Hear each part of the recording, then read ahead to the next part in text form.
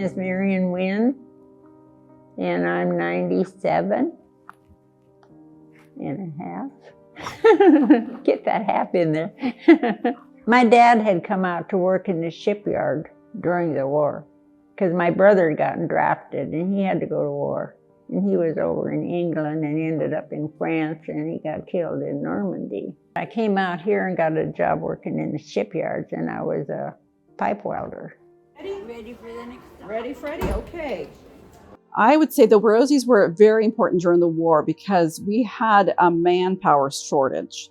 And the president, along with Henry Kaiser and many other industrialists, knew that in order to build up the strength of the U.S. war military, they had to incorporate the women into the workforce. The Japanese armies and the German armies were way ahead of the U.S. armies, for example, in 1940. So we were really far behind, and our leaders of our country knew we had to catch up and had to incorporate the women into the workforce. America needed everybody. And I mean, they went, my sisters, they were welders, and friends I knew was welders. And I mean, America needed everybody. And I think at that point, everybody came together to do that. And that was most important. And you know, people could live together better then than now. In the war, you just felt like, you know, so much was going on at the time, and I was very young, and the war came. And then when Pearl Harbor hit, at the time, it seemed like it was a million miles away, and I was in school at that time.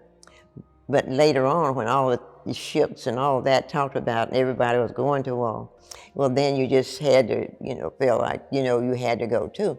And everybody was going to California. I'm from Arkansas, and we caught a train and went, and we applied for the job, and we got the job, and that was that. And it was an exciting time at that time. And then, you know, all the different things that was going on, you know, at that time, that was very sad. Women didn't traditionally work outside of the household. In fact, most of their rights were controlled by their husbands. But what we saw here was a couple different things. First, they passed an equal pay for equal work, and that really allowed the women to have some agency and make real money for the first time. They weren't low-paying jobs.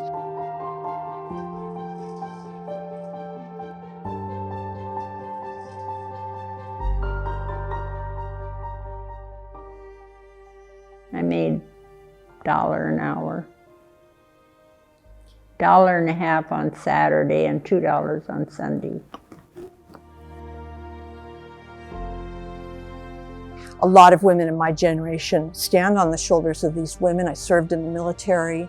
I was an aircraft mechanic. I would never have been able to do that if these women hadn't come before me and done it. It's, you know, it's always continuing the fight for rights for women. And we continue today to see that we lose rights and we gain some, but it's always a challenge for women.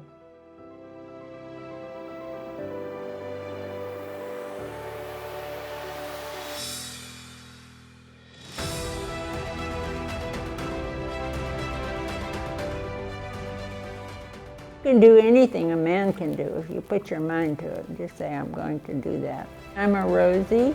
I'm a Rosie. I'm a Rosie. I'm a Rosie.